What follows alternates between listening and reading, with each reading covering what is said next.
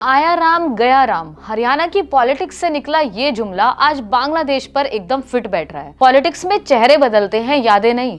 17 साल लंदन में self exile काटने के बाद डार्क प्रिंस तारिक रहमान ढाका लौटे हैं और प्राइम मिनिस्टर की कुर्सी संभाल ली है। लेकिन सवाल वही है जो हर जियोपॉलिटिक एक्सपर्ट के दिमाग में है, क्या ये नया बांग्लादेश इंडिया के लिए राम यानी एक भरोसेमंद दोस्त साबित होगा या फिर वही पुराना डार्क रहेगा। आज बात करेंगे उस इतिहास की जिसे मिटाया नहीं जा सकता और उस मुस्तकबिल की जो अभी भी धुंधली है। पिछले कुछ महीने बांग्लादेश के लिए किसी नाइटमेयर से कम नहीं थे। जिसे स्टूडेंट रेवोल्यूशन कहा गया, उसने यूनुस कर्ज को जन्म दिया। मोहम्मद यूनुस के टेन्योर में इंडिया बांग्लादेश रिश्ते पिछले 50 साल के सबसे निचले स्तर पर पहुंच गए और इसी बीच इंडिया ने अपनी तरफ से पूरी कोशिश की। जब यूनुस ने कुर्सी संभाली तो पीएम मोदी ने उन्हें बधाई दी और उम्मीद जताई कि माइनॉरिटीज की सुरक्षा होगी। इंडिया ने लगातार इंगेजमेंट की कोशिश की, मेडिकल वीजा जारी किए और इलेक्ट्रिसिटी सप्लाई बंद नहीं की ताकि वहां की आम जनता को तकलीफ ना हो। लेकिन बदले में मिला ग्रेटर बांग्लादेश का रेटोरिक, पाकिस्तान चाइना से बढ़ती नजदीकियां और माइनॉरिटीज पर वो जुल्म जो 1971 की याद दिलाते हैं। यूनुस इसे पॉलिटिकल बोलते रहे, पर सच्चाई ये है कि ये कॉमनल टारगेटिंग थी। अब नए पीएम पर आते हैं। Newly appointed PM Tariq Rahman Bangladesh history में कोई नया नाम नहीं है। ये पुराने पीएम खलीदा जिया के बेटे हैं। इन्हें डार्क प्रिंस इसलिए कहा जाता है क्योंकि 2001-2006 के बीच इनका बोलबाला था।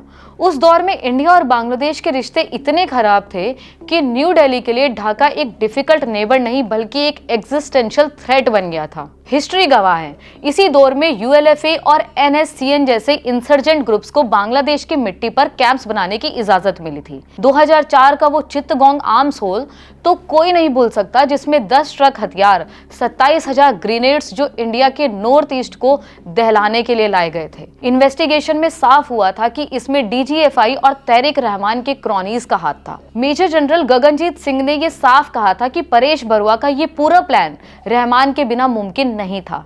लेकिन अब 17 साल लंदन में रहकर तारिक रहमान ने अपना एक इमेज मेकओवर कर लिया है। आज वो 2004 वाले ब्रैश ऑपरेटर नहीं लगते। उन्होंने वेस्टर्न डिप्लोमेट्स के साथ नेटवर्क बनाए, रूल ऑफ लॉ और ह्यूमन राइट्स पर भाषण दिए। उनका recent campaign I have a plan Martin Luther से इंस्पायर्ड लगता है। सवाल ये है कि क्या ये मेकओवर असली है या सिर्फ वेस्टर्न कंट्रीज और जेनजी वोटर्स को खुश करने का एक स्ट्रैटेजी है, ये तो वक्त बताएगा।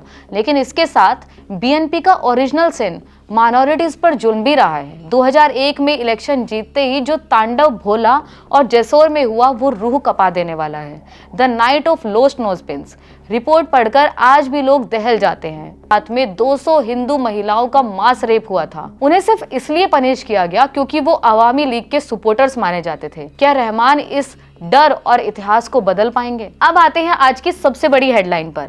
बीएनपी ने ऑफिशियली इंडिया से शेख हसीना की एक्स्ट्राडिशन की मांग की है। तारिक रहमान ने साफ कहा है कि उन पर ट्रायल चलना चाहिए। इंडिया के लिए एक धर्म संकट है, अगर भेजते हैं तो पुराने दोस्त से गद्दारी होगी और अगर नहीं भेजते तो रहमान के साथ शुरुआत ही कड़वी होगी। ये ट्रस्ट का पहला और सबसे बड़ा इम्तिहान है।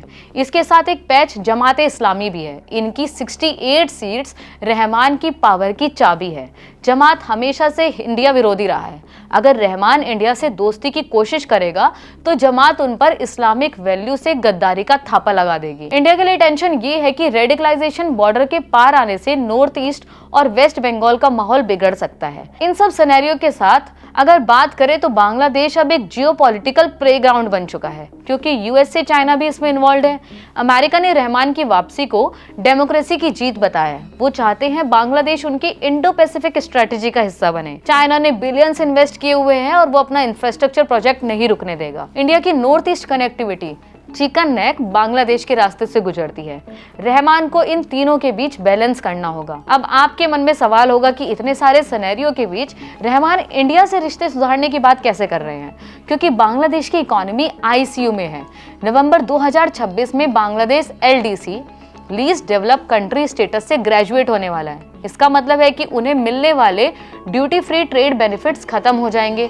टेक्सटाइल सेक्टर कोलैप्स हो सकता है अगर इंडिया के साथ ट्रेड बेहतर नहीं हुआ। बिना इंडिया के सप्लाई चेन और मार्केट के रहमान का इकोनॉमिक मिरेकल फेल हो जाएगा और फिर ऐसे में 2026 का वोटर 2001 वाला तो नहीं है। जेनजी यूथ्स जॉब्स और फ्रीडम चाहते हैं। अगर रहमान ने पुरानी पॉलिटिक्स की तो वही स्टूडेंट्स उन्हें भी नीचा गिरा देंगे। अब इंडिया ने अपनी तरफ से turn over a new page का इशारा तो कर दिया। पीएम मोदी ने बधाई दी। जयशंकर साहब तारिक के रहमान खलीदा जिया के फ्यूनरल में गए, लेकिन अब रहमान को भी वॉक द टॉक करना होगा।